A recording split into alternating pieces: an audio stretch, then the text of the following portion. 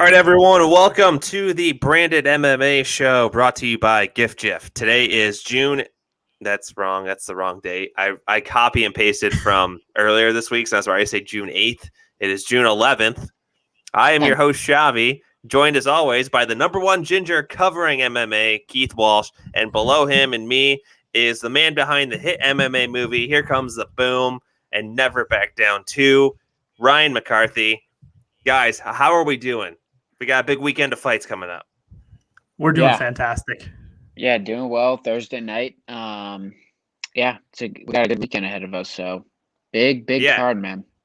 Big card. But there's also a lot going on in the world of mixed martial arts. Like tonight, we have the debut of Clarissa Shields and PFL on ESPN Plus at 10 o'clock. That's kind of a cursed card right now. I don't know if you guys have been keeping up with that. We saw Anthony Pettis go down. I believe Lance Palmer is also down. So it's Clarissa Shields is really supposed to be the co-main event. She now finds herself in the headlining spot. So I think it'll be a good fight. It's on at 10 after we get done recording. I'll definitely check that out. Probably live tweet it. It's a lot of fun to watch. So we got that. And then Friday night, we got Douglas Lima,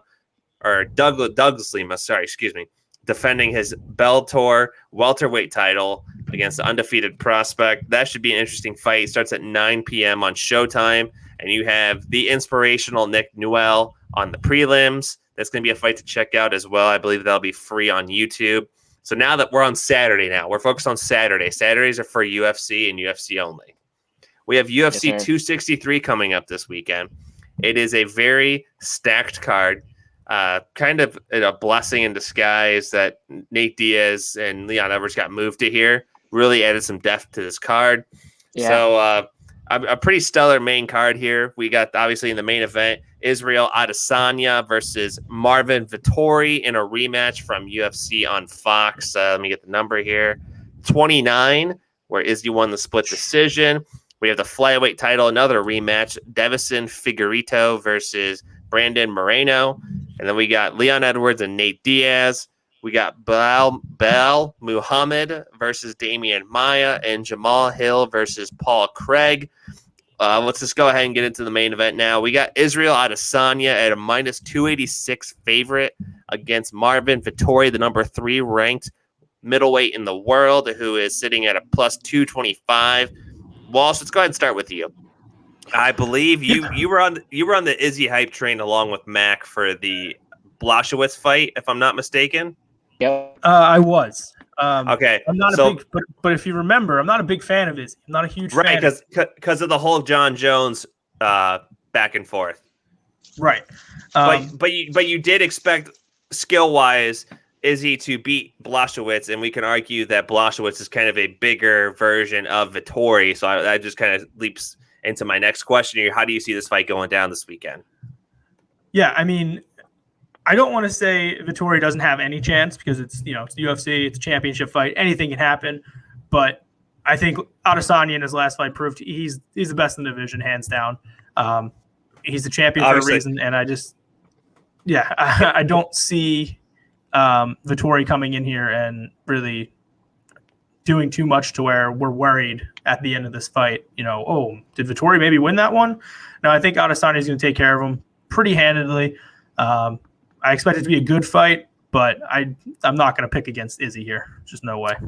Right. And Mac, I'm going to get to you in a sec. Walsh, I do want to follow up here. I know you said you don't see Izzy having trouble here. You don't see the takedown defense being a downfall for Izzy this time around. I know in the last fight with Blachowicz, do we think more it was a size factor that played hindering in most of those takedown defense skills of Adesanya's, or do you think that was that what it was? Size made the difference in those takedowns? Yeah, I think size definitely played a major factor in that. And I think Izzy's going to be more prepared for the takedowns than he was in the last fight. And he's faced Vettori before and beat him. So, I mean, he's got that confidence where, hey, I've already done this before. This guy can't beat me. Maybe he's gotten a little bit better. But Izzy is also gone from, here. He's come leaps and bounds from that first fight that they had. So, I mean, good for Vettori for getting his opportunity, but I just don't see a title change happening Saturday night. Mac, you're shaking your head in agreement here, so I'm assuming you're in the same boat here. Now, I do want to say before you answer anything, Mac, So like Walsh said, we did see this fight previously where Adesanya did win a decision, but it was a split decision. So arguably Vettori can say, I've also beaten him, not technically on paper, but at least one judge saw the fight in his favor. And I don't think there was a lot of complaints from it at the time back in 2018 on the Fox undercard. So I guess, where do you stand for this weekend? Yeah, I have Izzy this weekend. It's a good matchup. I mean, there's certainly a path to victory for Marvin. I think Blachowicz, certainly set a blueprint. Although Blachowicz is very large. I mean, he's basically a heavyweight. Right. So, he was just so much bigger than Izzy. And Izzy actually didn't even do too bad against Jan. So, I do expect Izzy to win this. Although, like I said, there's a pathway to victory for Vettori. If he grinds it out for 5 rounds, then it certainly could favor Vettori.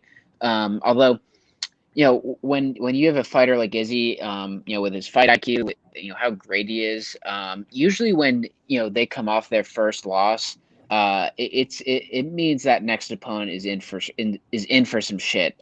Izzy probably vastly improved, which is very difficult to do because he's so good already. So I would be pretty surprised if Izzy didn't win this one. I'd be very surprised, to be honest. I actually, I think he probably finishes him in the second or third round. I think we see a masterpiece from Izzy. Like I said, coming off his first career loss, after going up to light heavyweight, man, he's going to have a real fire under his ass this weekend. I think he's had it since that loss, probably. So, I do expect an easy finish here. I'm going to say second round. I think it's kind of like that almost like that Paulo Costa fight. Although Costa and Vettori are a little different, but I think he finishes him pretty early in this one.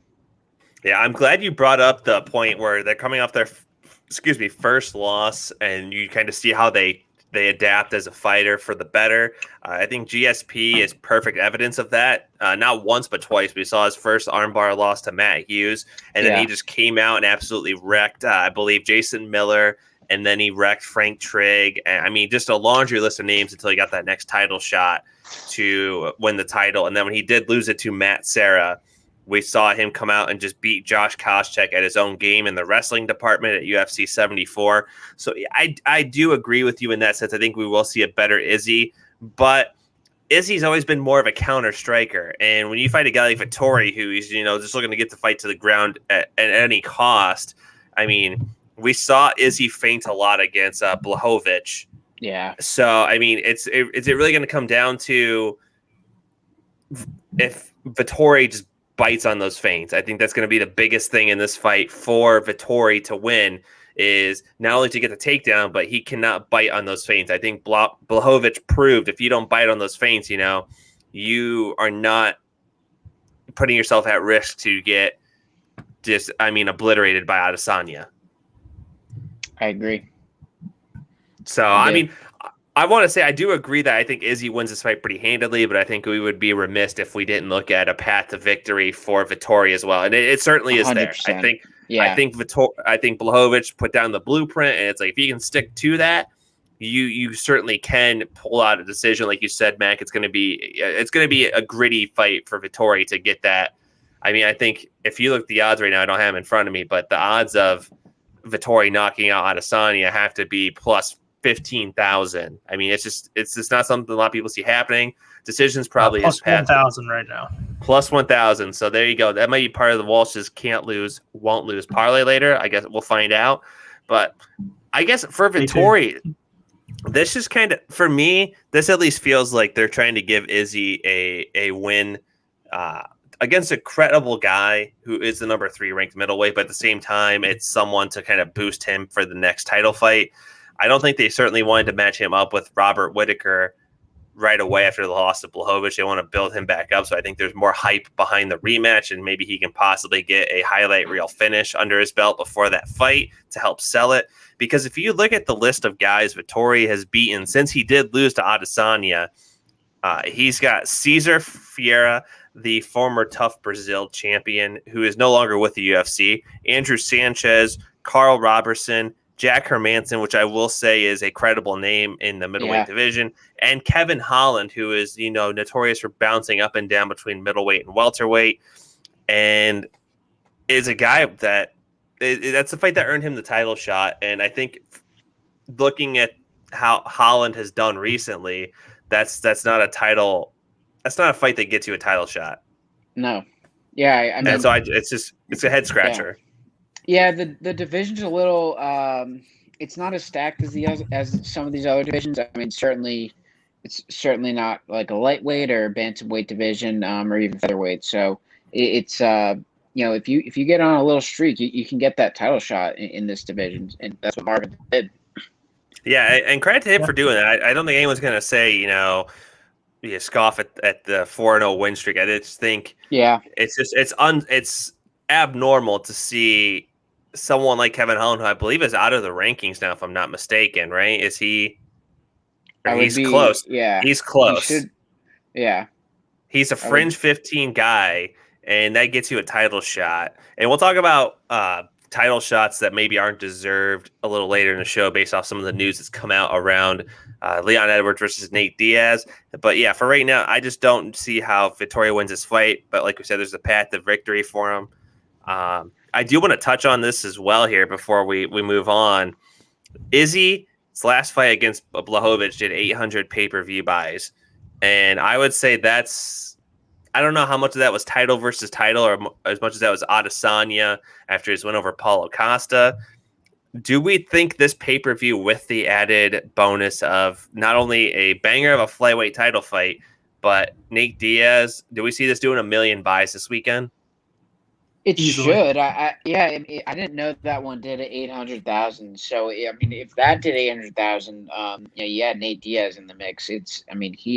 He's a bigger star than Izzy almost. If not, he is. It's very close, I would say, but he's a huge star. So yeah, I'd say they're probably trending towards 1 million. Yeah, I have to say I was pleasantly surprised when I saw that did 800K because it was a good card. Don't get me wrong, I enjoyed it. I just didn't know how much that would appeal to the casual MMA fan. So I think they do have. I mean, I think that's part of why we're seeing Izzy matched up with Vettori. Obviously, he gets eyes on him. A lot of eyes were on him when he got dominated by Blachowicz.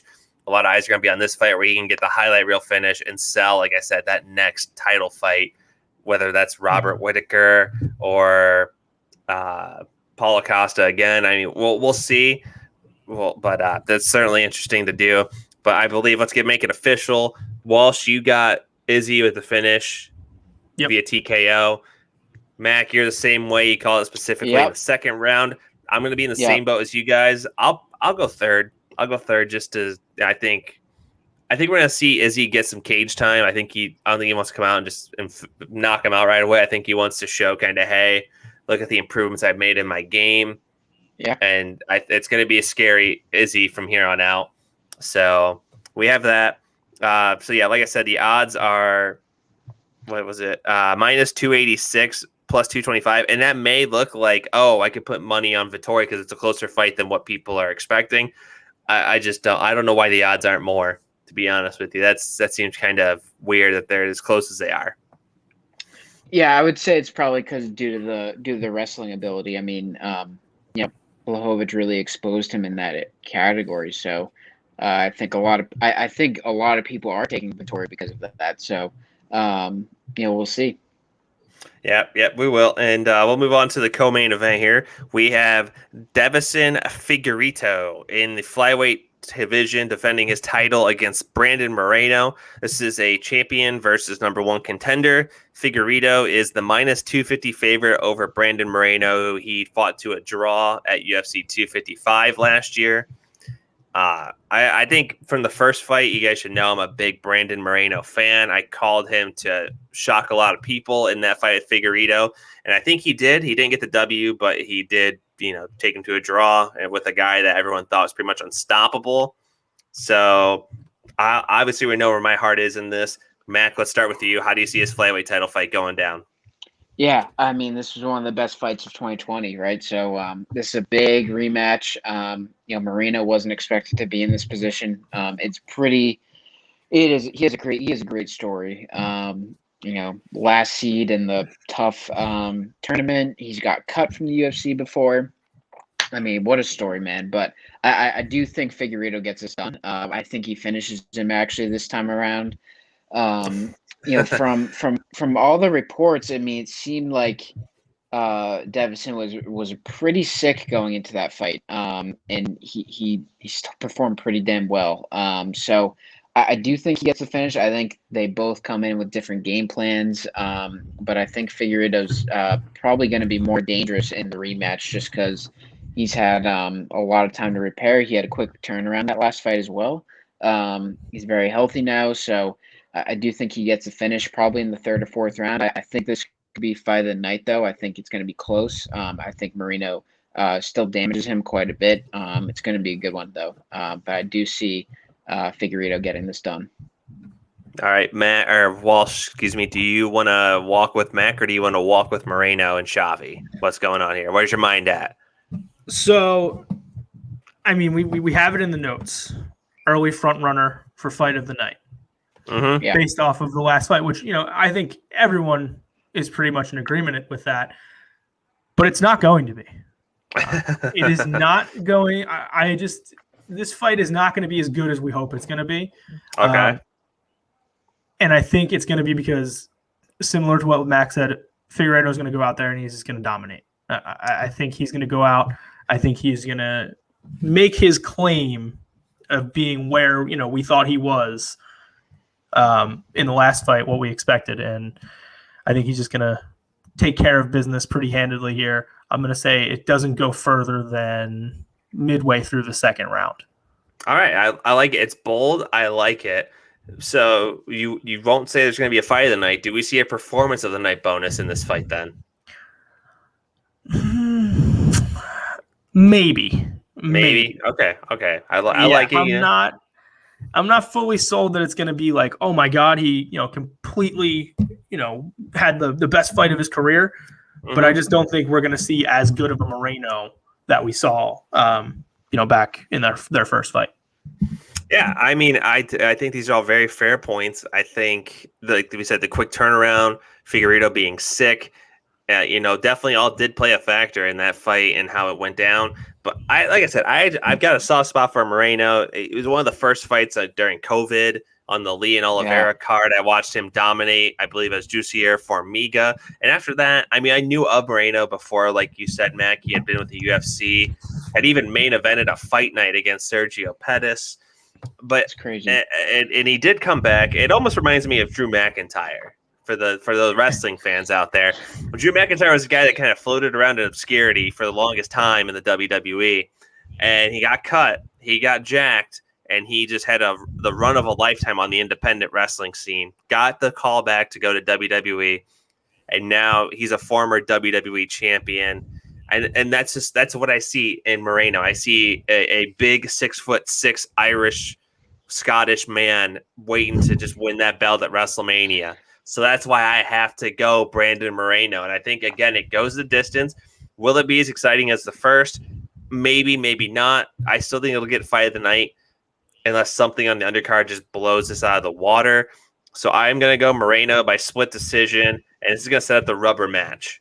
And speaking of rubber matches here, guys, this was the first UFC title fight to go to a draw since UFC 125, Edgar versus Maynard 2, which I do think Moreno wins, or whoever wins this fight, we're getting a third fight down the road.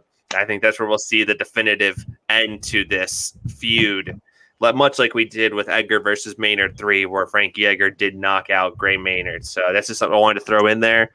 And I think we're split on this, but I think it's going to pay off for me Sunday morning when the UFC fight pick-off extravaganza standings come out, and I am up because of that. So Brandon Moreno, hype train conductor right here, running over Mac and Walsh on the train tracks. You heard it here first.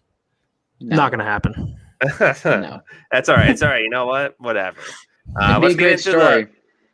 It would be a great. You cannot deny me that. That is a story that gets you on Ouija's boxes. Oh yeah. It might end up getting you a couple extra votes in the fan vote, but you'll still finish in second place there too. Are you talking about Moreno or me? You. Oh, I thought you were talking about Moreno. I was like, I don't think Moreno cares about being number one fan favorite. I think he just wants the flyweight title. I just want the fly.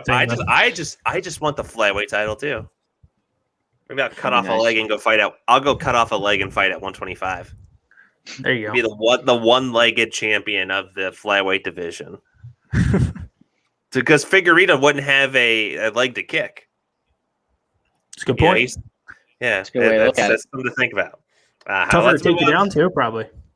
Yeah, I mean, you gotta go exclusively for single leg takedowns, no doubles. Yeah. So that could be tough. Speaking of tough, we got former Tough 5 winner Nate Diaz coming back for the first time since November in 2019 when he was TKO'd by Jorge Masvidal for the BMF title, fighting Leon Edwards, who is also coming off an extended layoff. You could argue his fight with Belal Muhammad was, not really. He got 5 minutes and some change in the octagon before the fight was called for a no contest due to an eye poke. So we really haven't seen much of Leon since March of 2019. So both guys are really coming off extended layoffs. First non-title, non-main event fight for 5 rounds in UFC history. Walsh, let's start with you. Do you think Diaz is coming back on a high note? Literally, he'll be high, but do you think he's coming back on a high note this weekend and winning the fight? I do. I really do. I think we get this is going to be the fight of the night. Everyone's talking about the main event and this Moreno. Not enough people are talking about this Nate Diaz-Leon Edwards fight. Seems like there are a lot of people, but there's really not. Nate Diaz, he's going to bounce back here. Long layoff, I get it. But listen, that Jorge Masvidal fight, that was only stopped because of a doctor. He was still ready to go.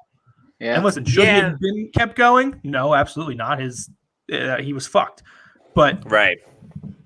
I don't see Leon Edwards being able to damage him that bad to where Diaz has to be stopped like that. So I think this is going to go the distance, and I think we're going to see, a rejuvenated Diaz here. That's what I think we're going to see. A more like, all right, you know what? I had a long little layoff. I lost to Jorge, but I want to get back, and I want people talking about me again. Not enough people are talking about me.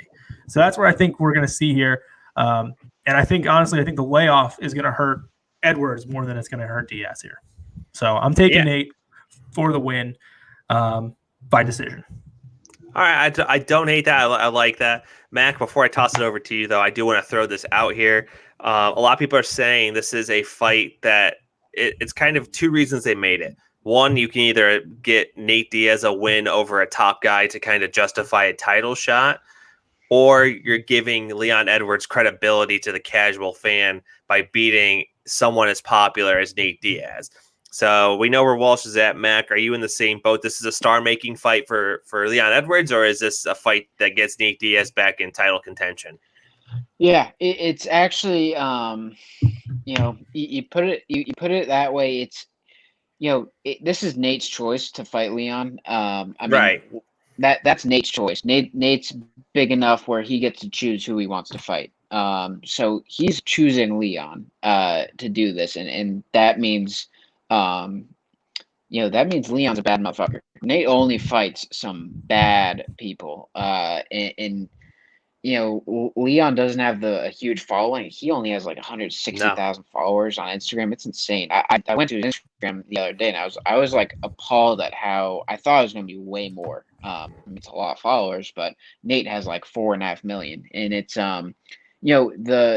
if Leon can win this, it would make him a big star, I think. And of course, he'd get the title shot for sure. And I think, gun to my head, it's a really tough matchup for Nate. I mean, Nate's getting up there in age. He hasn't been active.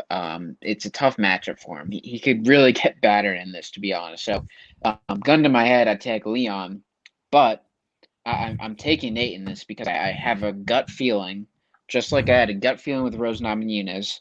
I have a weird gut feeling that Nate somehow pulls this off, and I think he's a plus 500 right now, or plus Yep, 450. he's It is he's a something big underdog. ridiculous. Yeah. I mean, he should be a big underdog, but man, if you want to make some money, $100 to win 500 on Nate Diaz, my God. I mean, his whole career he's been an underdog like this. His whole it's every fight he's an underdog. And I mean, when he beat Connor, I'll never forget that moment because it was such a big upset, and it made him so big. And he was already big before that, but man, I think it would be really cool to see Nate win this, and I think he could get it done by split decision. I think the longer this fight goes, it actually is going to favor Nate because Nate gets better as it goes. Right. Leon's going to have to start really fast.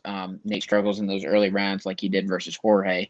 But much like you said, Walsh, if that fight kept going, we don't know what would have happened because Nate gets better as the fight goes. So his cardio is better than anyone's, and it's going to be very interesting to see if this gets into those championship rounds. It's going to be really interesting. I think if this was a 3-round fight, it would be no question Leon Edwards. I think Nate would probably be like a plus 750 if this was 3 rounds, to be honest. So I'm taking Nate on a gut feeling. I'm not very confident. I think, like I said, gun to my head, it's Leon, but I'm taking Nate by split decision.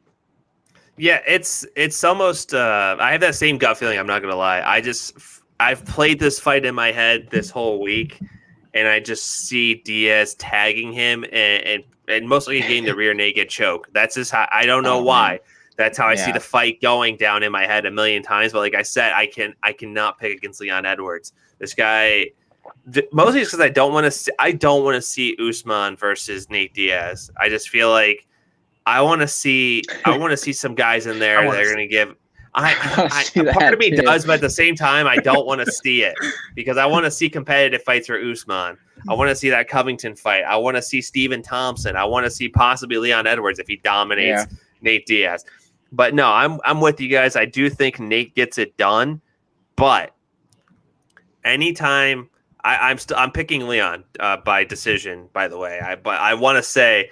Anytime I've just come in and assumed a Diaz bro is going to get the break speed off of him in a fight, they haven't. They usually win or they don't get too battered up. But anytime I don't think that, like, for example, Nate Diaz against Josh Thompson becomes the first guy to TKO Nate Diaz in his entire career. And for those of you who haven't seen it, it's crazy because you never see Nate Diaz on ice skates like that. And so if you can, go try to watch that fight. It's pretty interesting. But I just think Leon is too technical to get into a telephone booth fight with Nate Diaz. And I think he's able to weave in and out of trouble. So I do think Edwards wins by decision, but I would not be shocked if we see him get tagged and then Diaz slaps on the rear naked choke and we see the flex into the camera. That'd be awesome. So and don't forget, the crowd will go fucking nuts for this one. I mean, they will. I'm not surprised, motherfucker. He is too bad, man. He's such a gangster. Can we talk about how someone decided to put him live on SportsCenter and thought that was a good idea? Who thought that? Hey, he's but I love it. He's never it's a good thing. No, I honestly love that about him. One thing that really irks me about the Diaz bros is they get pissed when people don't fight their fight, and they complain about that. It's happened with like guys that wrestle them and stuff. But the one thing I don't hate about the Diaz bros is like you said, they don't care. They are who they are. They're not going to come in a suit and tie and say corporate buzzwords to hype a fight. They're just going to say whatever's on their mind.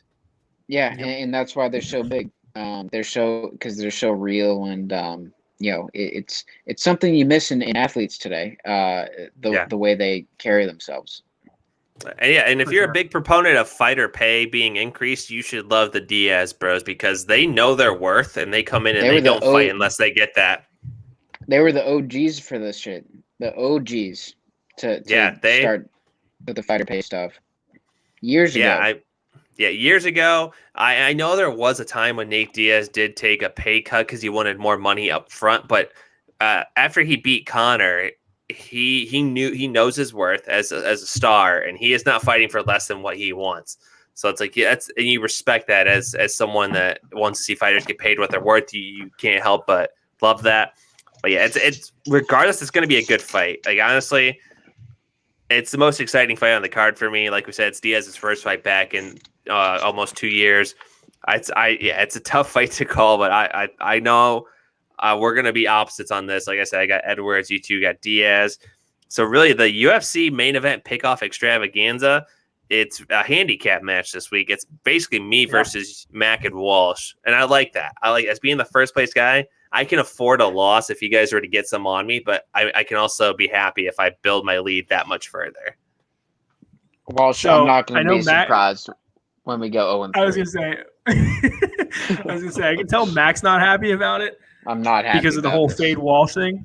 But I'm going to counter this because I'm not happy about it that Mac's in the same boat as me due to his area's teams, the way that they've been playing. The Bruins were just knocked out of the playoffs. The Patriots stink. The Celtics got swept pretty much in the first round. It's been a bad month for Mac, and this is not shaping up to be a good weekend for us. I saw that. Maybe two negatives make a positive. We'll find out. But fade Walsh and misery Mac is that's going to be the theme of the weekend. Apparently, I like that. Misery Mac and fade Walsh. I like it. I fucking love that. But no, it's actually, for those that don't know, we're actually recording at a normal time because the Bruins are unfortunately out of the playoffs. Yeah, not unfortunately. Yeah, they're out. Very, very disappointing performance last night, fellas. Very disappointing. I wish I could say I watched. God damn it. But speaking of NHL, I had the official pizza of the NHL for dinner tonight, Little Caesars, and it was pretty good. There you go. But I tell you what, not as good as Damian Maia's submission history, folks. If you can, great transition. Watch his highlight reel. He's made Rick Story shoot blood out of his nose from a neck crank. He put Ed Herman in one of the most brutal-looking submissions you'll ever see that doesn't involve a broken arm. I'm going to paint you a picture here of Damian Maia's track record. He gets Ed Herman. It's UFC 83. St. Pierre versus Sarah 2 in the main event. We had 2 co-main event slots in the middleweight division. We had Travis Lutter against Rich Franklin. Rich Franklin coming off his loss to Anderson Silva at UFC 77, Hostile Territory, where we also saw Tim Sylvia defeat Brandon Vera and earn his title fight against Nogueira at UFC 81, but that's neither here nor there. UFC 83. Well, we also have Charles McCarthy versus Michael Bisping in the co-main event. There's 2 co-main events, like I said, and I'm just flexing my MMA muscle at this point. But anyways, UFC 83, the undercard, Damian Maia versus former Tough 3 finalist Ed Herman, puts him in a inverted, so he's on top with this triangle choke, and Ed Herman is going unconscious as Damian Maia is punching him in the face. One of the most brutal-looking submissions you'll see, like I said, that does not involve a limb breaking. Again, if you can find that anywhere, watch it. It is crazy. But we have Damian Maia, number 9, I believe. Yeah, number 9 ranked welterweight, going up against number 12, Bilal Muhammad, who is the minus 265 favorite with Damian Maia sitting at plus 200. Obviously, Muhammad coming off that no contest with Leon Edwards from the fight night a couple months ago. Damian Maia, I believe, is coming off a loss to Gilbert Burns from the Lee Oliveira card at the start of quarantine. So, Walsh, let's start with you. How do you see his fight going down Saturday? Listen, I respect Damian Maia, everything he's done, but I am on the Bahil Muhammad hype train right now. I think he's looked really good in his last few fights. Obviously the no contest with Leon Edwards, I think he still looked good in that fight. He's got some big wins over Diego Lima, Takashi Soda, and a tough decision loss to Jeff Neal, where I think he still looked good in that fight as well. So I'm riding the hype train of Muhammad this weekend. I have him in my can't lose, won't lose parlay. So could be an early night for that to end. But I just don't see a way that I don't think Damian Maia can get it done over Muhammad this weekend. Now, Mac, before we let you get in on this here, I want to say Maia's last fights include, like I said, a loss to Gilbert Burns, a loss to Kamaru Usman, a loss to Tyron Woodley, and a loss to Colby Covington, along with wins over Ben Askren, Lyman Good, and Anthony Rocco Martin. Obviously, a lot of those guys are still top contenders in the division. So we're kind of seeing 2 guys meet like I've said this before on the podcast, we see a guy kind of rising his stock up and another guy who's just kind of, I don't want to say plummeting, but their stock is definitely going down a little. So we're kind of seeing them meet there. Do you see Damian getting the win here and elevating himself to where he was before, or do we see Muhammad just kind of keep making that rise up the welterweight division? Yeah, I think Muhammad gets this done. I'm not too sure how. I don't know if he finishes him. I think he could maybe win by like unanimous decision. I think this could be a good fight, though. I'm very confident Muhammad gets this done. I'm super high on him. I think he's very talented, man. And that Leon Edwards fight was very unfortunate. I had Muhammad in that fight, actually. So it was unfortunate to see that. I'm glad he got to come back rather quickly. It's cool that him and Leon are now on the same card. I remember initially when that happened, people were very worried about his eye, if he was even going to fight again. So good to see him back, and I'm very glad that he's back, and I think he gets it done. Like I said, very high on him. I think he has a very bright future. I'd be surprised if he didn't challenge for a title one day in the next couple of years, and he's on his way. And a win over someone like Damian Maia really can boost your ranking. Where's Muhammad ranked right now? Is he 9, 12. 10? 12. 12? Yep. Yeah, so and what's my 8? 9. 9. So yeah, so if Muhammad wins, they'd probably switch spots, gets Muhammad to that 9 ranking, and he's got a bright future, man. So I think Muhammad wins this one. And Yeah, also 30. a great follow on Twitter. One of the best Twitter users in the UFC. I like that. That's tough to do when you got a guy like Derek Lewis in the UFC, who's also very good yeah. social media game. But I trust you that he's also got a good Twitter So fingers good. there. So 30-27 across the board on this for us, fellas. I do think Muhammad is just too much for Maia at this point in his career. He's been around for a long time. He's getting up there in age in the welterweight division. And like I said, he's got losses to some absolute killers. And I think it's just, as he's going down in the rankings, he's being someone who's on the uprise. And I think that's just, you're not going to be able to stop it. It's Muhammad's fight to lose. And I do want to say, I hope Maia doesn't get cut if he loses. I hope with all the quarantines and travel bans being lifted, we can see him have a retirement fight in Brazil. Whether it's winnable or not, it's up to the UFC, but I think it's only right that he, after what he's done for the sport in terms of submissions, he deserves to go out on his own terms in front of a diehard Brazilian crowd. So, yeah, I got it. Muhammad decision. It's unfortunate to pick against Maia because he's been one of my favorite guys to watch since he became a UFC fighter. Opening the main card, I believe this is opening. Oh, no. Wait, hold on. Yeah, this is opening the main card here. We have number 15, Jamal Hill, against number 14, Paul Craig. A little bit of bad blood in this fight. If you've seen on Twitter, they are not fans of each other. Jamal Hill is the minus 305 favorite to Paul Craig being the 235 underdog. Craig coming off, of course, a win over former UFC champion Mauricio Shogun Hua. Hill coming off a big win himself over Ovince St. Preux. I have to say, I think a bonus is being handed out in this fight, regardless of if it's being performance or fight of the night, just because that added sense of bad blood means these two are going to go for it and try to beat the brakes off of each other. So we're either going to see a 15-minute slugfest that's a great fight, or we're going to see someone get brutally knocked out. That's just the only two ways I see this fight going. I agree. Yeah, I think we'll see a finish in this one. This is going to be a great decision to get this one to open the card. I think it'll be a banger. I think the fans will be really into it with the card opening as well. So I think Hill gets it done. I think he finishes him.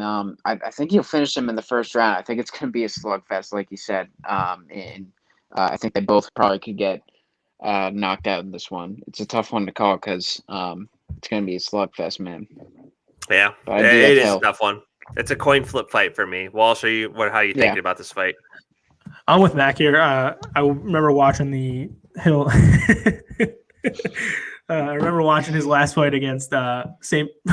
Preux, and he looked really good. And I expect that momentum to carry over here. And I also expect a first round finish. Yeah, I'm with you guys here. Another 30-27 across the board. I think Jamal Hill gets it Nice. done.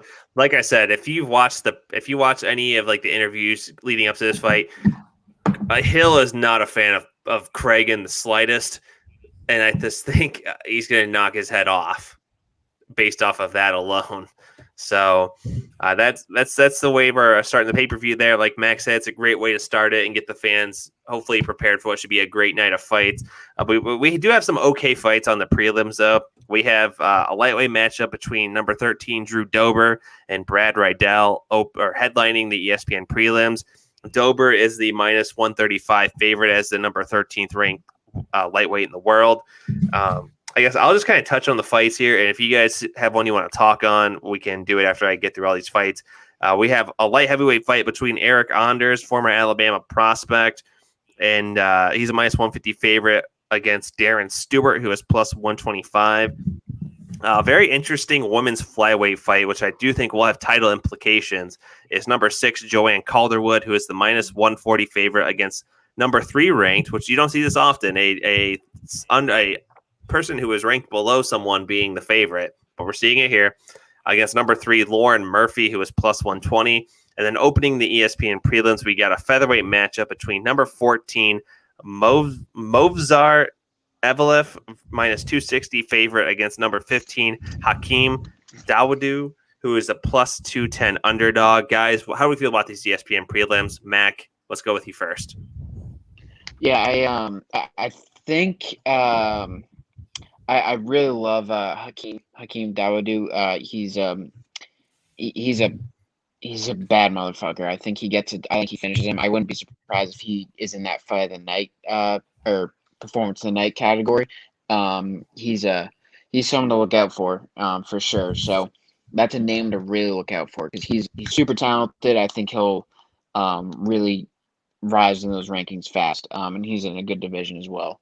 And then I like that Drew Dober Brad Riddle fight is awesome. That's also a fight of the night contender. It's a great fight. Brad Riddle's a teammate of Izzy's. I think Izzy always has a teammate or two fight on his cards. It seems like at least. So they're very close. So I'm very high on Drew Dober, but don't be surprised to see Riddle get that done as well. I'd probably take Dober in this one, but with Izzy on the card as a teammate, I think his teammates have historically performed very well on his card, so that's always one to look out for as well. And that flyweight title or women's flyweight shot is a big one as well. So really good prelim card. Yeah, huge title implications there for that fight. You have to think the winner is certainly making a case to get the next title shot against Valentina Shevchenko, excuse me. Walsh, what sticks out for the ESPN prelims for you? Yeah, I mean, these are always hit or miss when it comes to these prelims. But listen, if you're not doing anything on Saturday, sit outside, have these prelims on in the background, enjoy the fights. They're going to be great. All right. Yeah. You got the Drew Dober Brad Riddle fight is probably going to steal the show on the prelims, I think. But that women's flyweight between Joanne Calderwood, wow, and Lauren Murphy is also going to be an absolute banger. So I'm looking forward to all of them.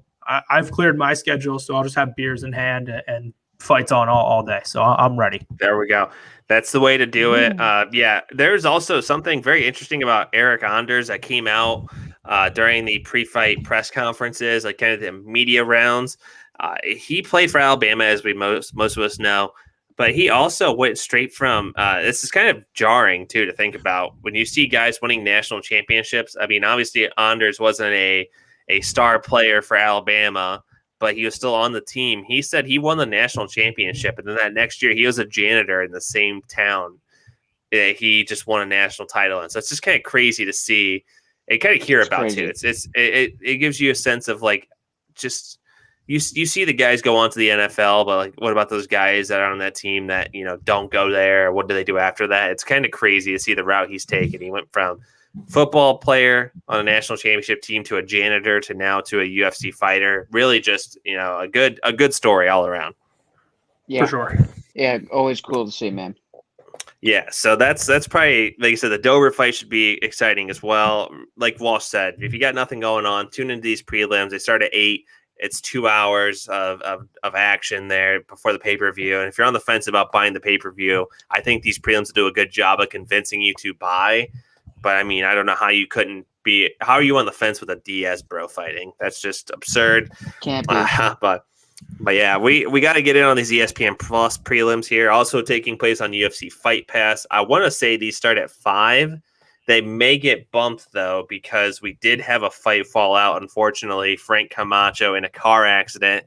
Says he's doing okay, but not good enough to fight, obviously. His fight is now off, so we are down to 5 fights on the ESPN Plus prelims. So I think we could see the start time moved around just a little bit. So we have a headlining bout for the ESPN Plus prelims.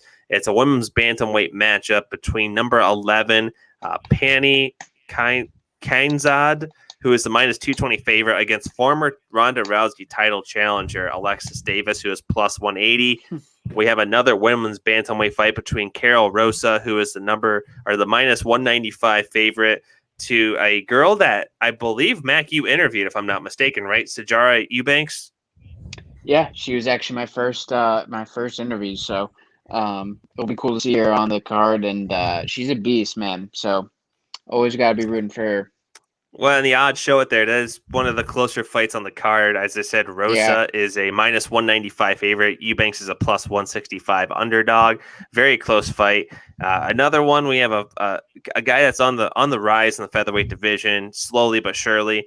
Chase Hooper is the minus 105 favorite against Steven Peterson, who is at minus 115. Another close fight on the prelims here. That should be a great fight. And another lightweight fight with the same odds exactly. We have Luigi Dramanini, who is minus 105 favorite to Faris Zaim. That should be another good fight. And then heavyweight opening the card. You can never run with the heavyweight fight opening the entire card.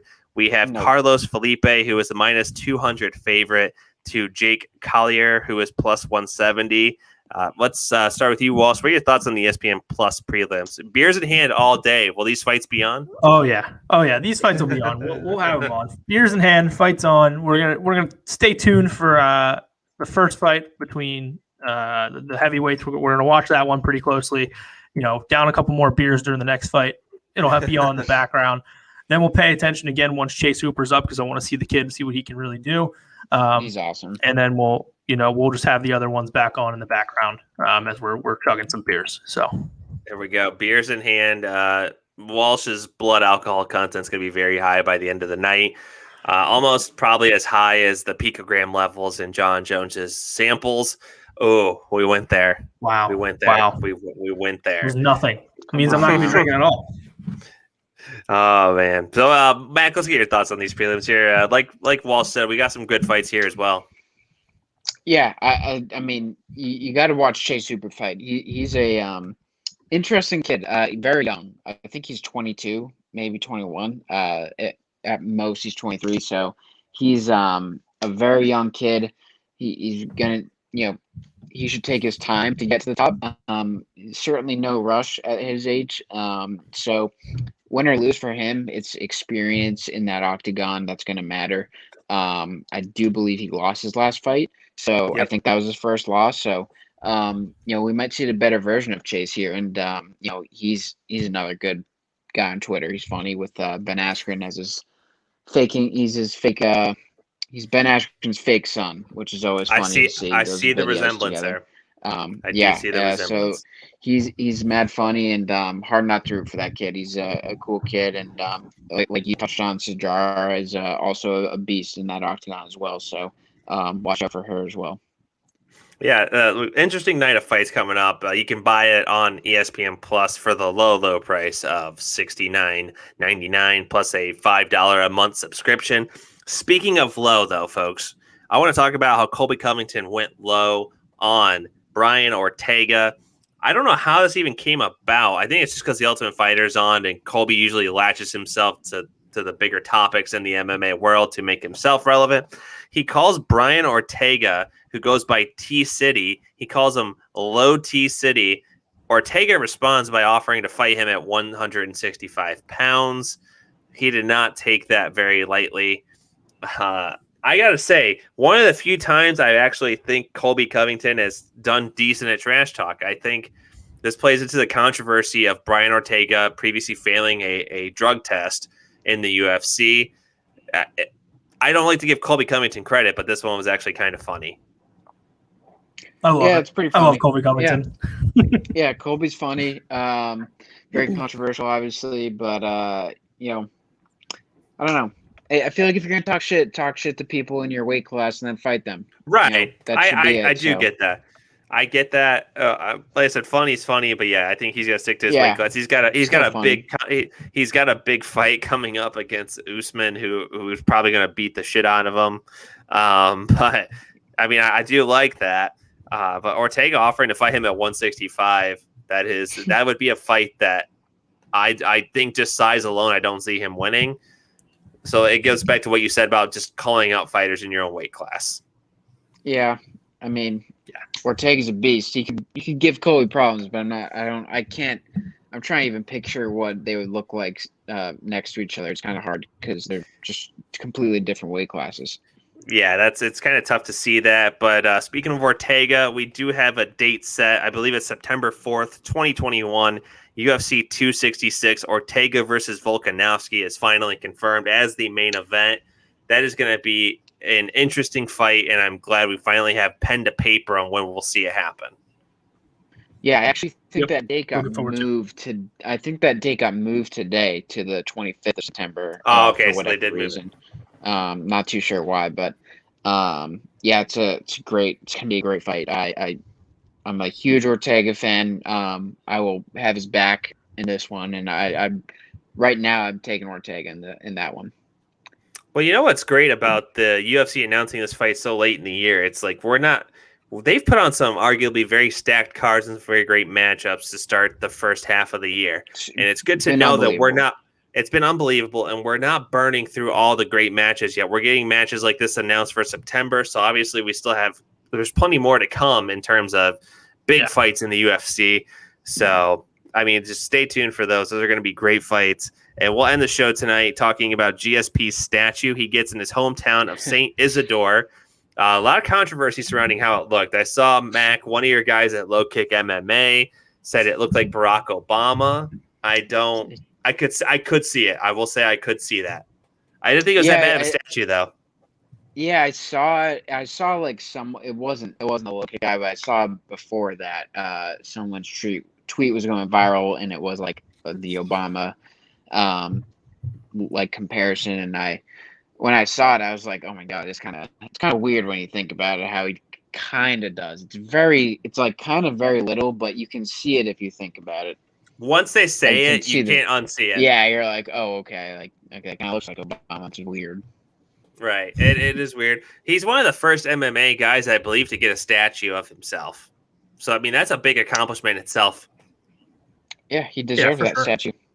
He does. Well deserved. He does. It's very well deserved. One of the nicest guys and one of the best fighters of all time. Walsh, we almost ended the show before we got to this. And I wish you would have said something. Is the hat ready? Is the hat ready? Okay, here we go. Folks, we have Walsh's can't lose, won't lose parlay up for UFC 263. Walsh, the floor is yours.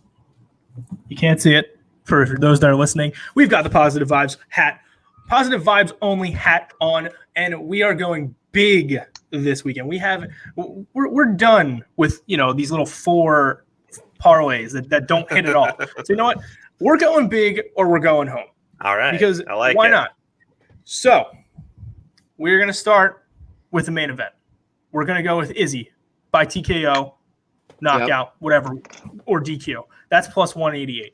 Then we're going to go with Nate Diaz by decision, which that's plus 900 right now. So get your value in and get it in now. Plus 900. That's crazy. Hammer.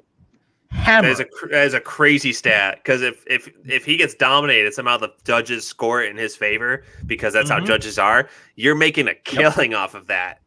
That's crazy. I know. That's why I threw it in the parlay. Then next up, we have Figueiredo to beat Brendan Moreno. That's minus 225. We also have Leo Muhammad at minus 230 in there. Then we're going to add in Joanne Calderwood on the prelims, minus 148, and Drew Dober on the prelims as well. That takes you Nice. to plus 16,668. A $5 bet on that wins you $838.42. Why not? Wow. You got $5 laying around. Don't get that Yeah. next beer at the bar. Put it on this parlay, and you can buy beers for the whole bar. I think Can't lose, Walsh. won't lose parlay. Walsh's can't lose, won't lose parlay is not losing. Max with me this week for the most part. I am. Positive vibes only. I really Like am. the hat says, let's fucking get it, baby. There I you like go, it. folks. That is the Walsh's Can't Lose, Won't Lose parlay. Brought to you by Salt Lake City's Gamblers Anonymous. Remember, gambling is fun, but if it's an issue, call them and sort it out if you're in the Salt Lake area. So that's going to do it for this edition of the Branded MMA Show. Remember, if you're listening on iTunes, rate, review, subscribe, repeat.